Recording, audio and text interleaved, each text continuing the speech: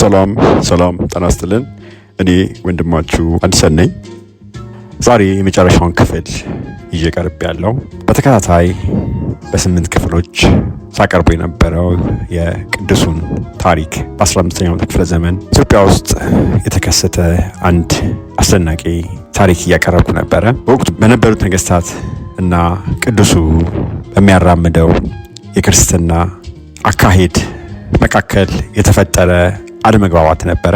ከዚህ ቀደም እንዳየነው አጼ ይስሐቅ የሚባለው ንጉስ ፊት ቀርቦ የሚያስተምረውን ትምህርት ትክክለኛ ትምህርት እንደሆነ የሐዋርያት ትምህርት ነው ብሎ መስክሮ ሸኝቶት ነበረ ወደ ሀገሩ። ከዛ በኋላ ግን ከ1426 እስከ 1460 ዓመተ ምህረት እንደ ኢትዮጵያ አቆጣጠር ኢትዮጵያ ላይ ነግሶ የነበረው የመካከለኛው ዘመን ንጉስ ከፍቶበት ነበረ። አልተግባቡም። ብዙ ጊዜ በተለያየ አጋጣሚ ለፍርድ ቀርቦ ነበረ። ንጉሱ ካልሰገድክልኝ ይለዋል። የሱን ተከታዮችንም እንደዚሁ ይላቸዋል። እነሱ ደግሞ ከስላሴ በቀር ለማንም አንሰግድም፣ ሃይማኖታችን አይፈቅድም ይሉታል። በዚህ መካከል ነገሩ እየተካረረ ይሄድና የመጨረሻው ዙር ክስ ንጉሱም እኔ የዚህ ሀገር ገዢ መሆኔን ያሳየዋለሁ፣ ባሪያ አይደለሁም ብሎኛል ብሎ ይናገራል በመጨረሻው ዙር ክስ ላይ። ከዛ በኋላ የሚያደርገው ምንድነው? በዛ ዘመን የሙስሊም ግዛቶች የሚባሉ ነበሩ። ኢትዮጵያ ውስጥ 5 ነበሩ። ከ5ቱ መካከል በጣም ታዋቂ የነበሩት ኤፋት ወይ ይፋት የሚባለው ምስራቅ ሸዋ ላይ ያለው አካባቢ ነው። ዛሬም ይፋት ነው የሚባለው አካባቢ፣ እሱ አንደኛው ነው። ሌላኛው ደግሞ ደዋሮ ተብሎ የሚጠራው የዛሬው አርሲ ጨምሮ ያለው አካባቢ ነው። የሚያደርገው ምንድነው? ቅዱሱን እና ተከታዮቹን እነዚህ አካባቢዎች ላይ እንዲታሰሩ እንዲያሰቃዩቸው ይልኳቸዋል እስር ቤት። ሰው ትንሽ እንደዚህ ዘመን በሃይማኖት መቻቻል አልነበረም። የሃይማኖት መቻቻል ስላልነበረ ሙስሊሙም ክርስቲያኑ ሙስሊሙን ሊጫን የሚሞክርበት ዘመን ነበረ።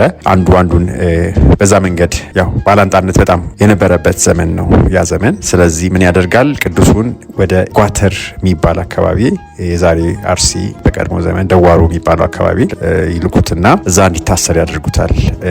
እዛ ሙስሊሞች መካከል ሊታሰር እነሱ እንዲያሰቃዩት ወደዛ ይልኩታል።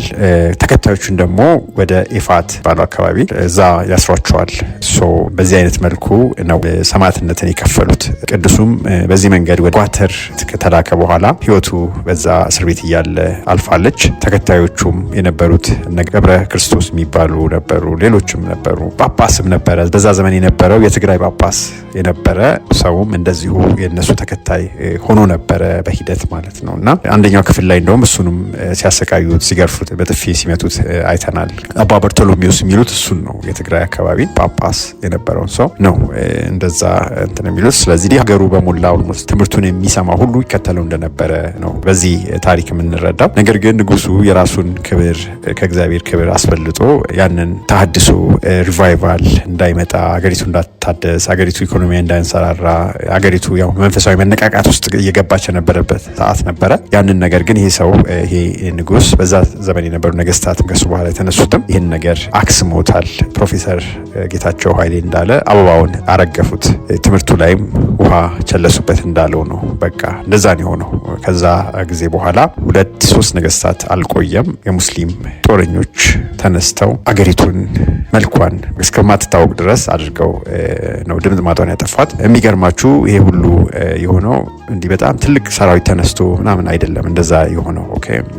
እንደዚህ አይነት ችግር ውስጥ አገሪቱ እንድትገባ የሆነው ታናሽ በነበረ ከዚህ በፊት ይገብር በነበረ ሰራዊት ነው።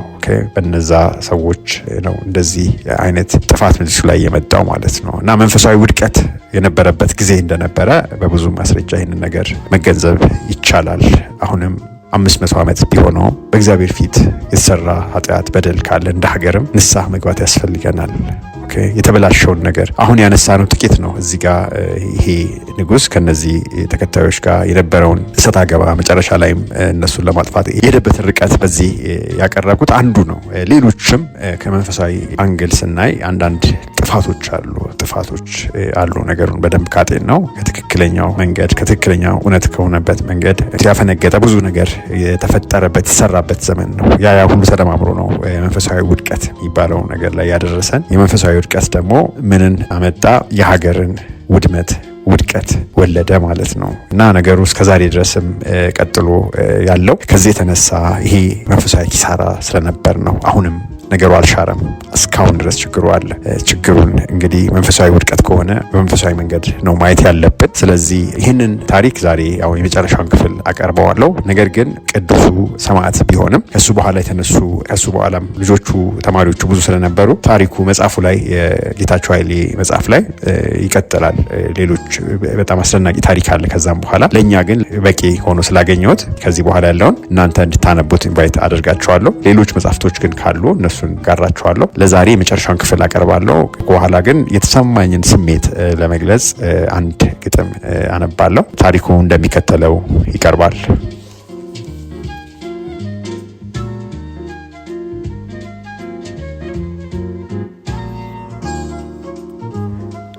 በንጉሱ አደባባይ በየካቲት 5 ቀን ከንጉሱ ሰፈር አደረሷቸው። የክህነት ልብሱን ቀለዳ እስኪጨምርበት ድረስ ከነቢዩ ምስጋና እንደፈለገ እንደዚያ እንደ ቂስ ልጅ በስግደት እንዲያመሰግነው ወደ ቅዱሱ በሽንገላ እየላከበት ከፊቱ ሳያቆመው 3 ወር አስቀመጠው። እንደማይታዘዝለት ንጉሱ ሲረዳ ቅጣት የሚያቀልሉበት መድኃኒት አላቸው እንደሆነ ብሎ የቅዱሱንና የልጆቹን አስኬማ ልብስ እንዲፈትሹ ወታደሮቹን አዘዛቸው። ቀበቷቸውን ፈቱ፣ ቆባቸውንም የሚያስኬማቸውን ማረፊያ አወለቁ። ምንም ነገር ሲያጡ የሚሉት ጠፋቸው። ከዚያ ንጉሱ ግንቦት 18 ቀን የአደባባይ ሸንጎ ሰበሰበና ቅዱሱን እንዲያቀርቡ ታዘዘ።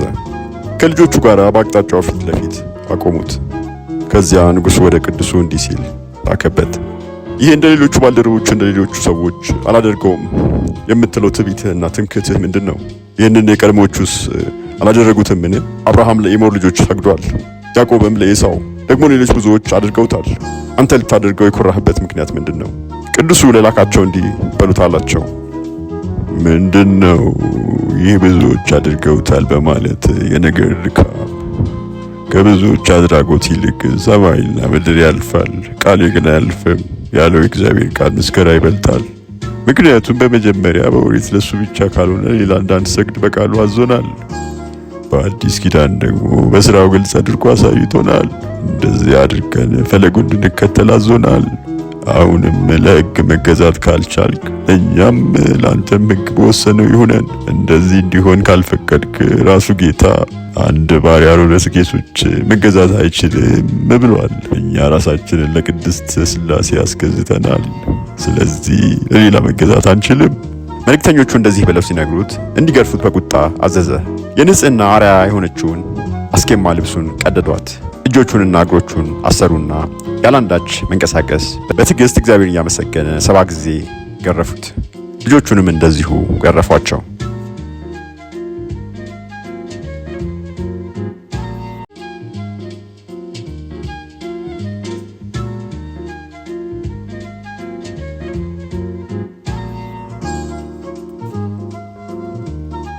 ከትቦ ወደ ኤፋትና ወደ ጓትር ግዞት ንጉሱ ለሎሌው እንዲህ አለው፣ እጆቹን ክተቧቸው፣ ባሪያ አይደለሁም ብሎኛል።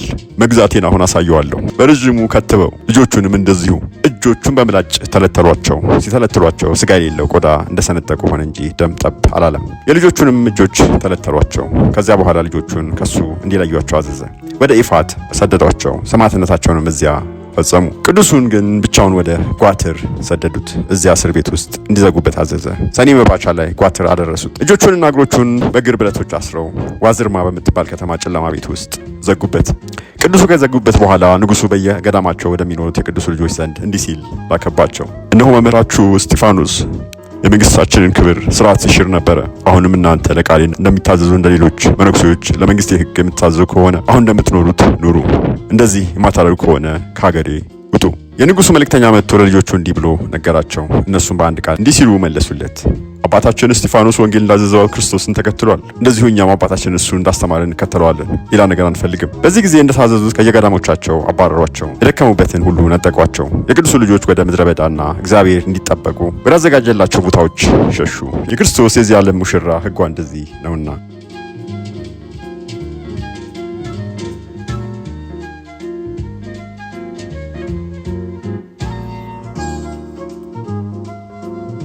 አቡነ ገብረ ክርስቶስ ከንጉሱ ፊት። ከዚህ በኋላ ይህ መልእክተኛ እንደታዘዘው አቡነ ገብረ ክርስቶስን ከአንድ ወንድም ጋር ይዞ ከንጉሱ ዘንድ አመጣው። ንጉሱ እንዲህ ሲል ላከባቸው። ይሄ አባታችንን አንተውም የምትሉበት ትዕቢታችሁ ምንድን ነው? ደግሞ ሌሎችን ወደ ትምህርታችን እንለውጣለን ትላላችሁ። አሁንም አባታችሁ ውሻ ነው፣ እናንተም ውሾች ሰይጣን ጋላቢዎች ናችሁ። ለምንድነው እንደ ሰው ሁሉ የማታደርጉት? ቅዱስ አባታችን እንዲህ ሲል መለሰላቸው፣ ምክንያቱም እግዚአብሔር ሕግና ትእዛዛትን ጠብቁ ብሎ ስርዓት ሰጠን እንጂ እንደ ሰው ሁሉ ጠባይ እንድናደርግ አላዘዘም። አባታችን እንደዚህ ሕጉን ጠብቋል፣ ተከትሎታል። እኛም እንደዚሁ ከአባታችን ፈለግ ወደ ቀኝም ሆነ ወደ ግራ ፈቀቅ አንልም። ንጉሡ ይህን ሲሰማ እንዲገርፏቸው ትእዛዝ ሰጠ። ከገረፏቸው በኋላ አመሰኩያ ከሚባለው ከአለቆች ማኘኪያ ጣሏቸው።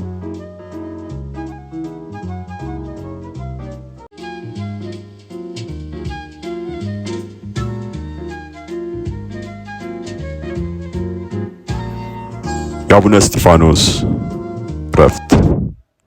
አባታችን ቅዱስ እስጢፋኖስ እስር ቤት ተዘግቶበት እነሆ 6 ወር ቆየ። ከዚያ በ7ኛው ወር ታኅሳስ 18 ቀን ጠባቂዎቹ ክርስቶስ ብሎ 3 ጊዜ ሲጣራ ሰሙት። ይህን ብሎ ዝም አለ። በዚያን ጊዜ የሀገሬው ሰዎች እንዳረፈ እስኪረዱ ድረስ በዚያ ቦታ ትልቅ አስገራሚ ግርማና የመሬት መንቀጥቀጥ ሆነ። ከድንጋጤ የተነሳ እዚያ ቅዱሱ ካለበት ቤት መቅረብ አልተቻለም። በሕይወት በነበረበት ጊዜ እነዚያን እስላሞች እንደዚህ ሲል አዟቸው ነበረ። ሞቴን ሳደርስ አካሌን የሚገንዝ ከክርስቲያኖች መሃል ጌታ እስኪልክ ድረስ ሥጋዬን አትንኩ። እነዚያ ፈልገው አንድ ክርስቲያናዊ አገኙ።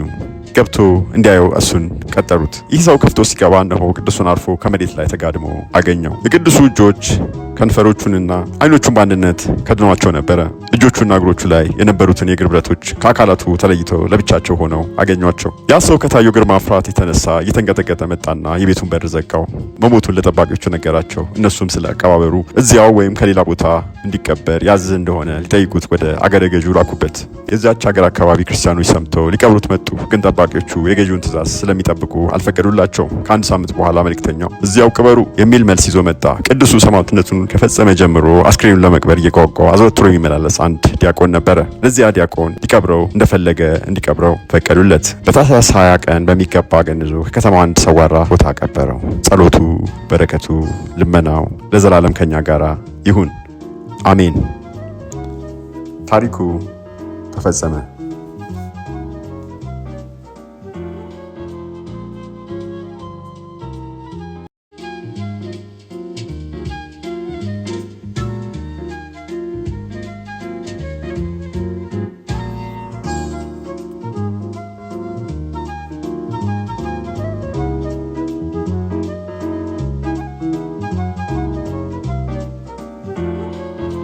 ይድረስ ለቅዱስ ጎልያድ። ያልሆኑትን ቅዱስ ነኝ ባይ የብርሃን መልአክ መሳይ ከአንዱ ቆርጠህ በአንዱ ቀጣይ ገድለ ጎልያድ አሳትመህ ገድል ወርደህ አስቀድመህ ቀናት መርጠህ በዓላትን አሳውጀህ የበጉን ደም ረግጠህ ቀብረህ ሙሽራውን ንቀህ ሰድበህ ቢዜዎቹን ወዲያ ጥለህ ቅዱስ ሰርጉን አበላሽተህ ፍቅሩን ንቀህ ተዘባብተህ እንደ ዘማይቱ አድራን ሰልቅጠህ በልተህ አፍህን ጠርገህ አልበላሁም ብለህ ምለህ በሩን ዘግተህ ተሞናድለህ አፈርና ወርቅ ደባልቀህ ያልሆነውን ሆኗል ብለህ ሁሉም ያው ወርቅ ነው ብለህ ቀባጥረህ ድሜ በልተህ ድሜ አብልተህ ከእውነት ተጣልተህ ከእውነት አጣልተህ እንተዋወቃለን አውቀዋለሁ ትላለህ። ከእርሱ ጋር ጎልጎታ ላይ ኪዳን ገብቻለሁ ብለህ ታስወራለህ በድፍረት። አቤት ክፋት፣ አቤት ውሸት! አምላክህ የሚባል እሳት ነው ተጠንቀቅ እንዳታስቆጣው የሚለውን ትእዛዝ ታቅፈህ ለዘመናት አብረህ ኖረ መስሎ ከንቱ ንግግር በጊዜ ብዛት የሚሻር የሚቀየር እርም ቤቱ አስገብተህ የምትኖር አንዱን መተው አንዱን መከተልን ተማር። ዳጎንን ወይ ጌታ ምረጥ አታኑረው ወርቁን ካፈር። ፈጣሪን ትዕግስቱን ብትፈታተን ላከብህ ታናሽ ወገን እጅግ ታናሽ የተናቀ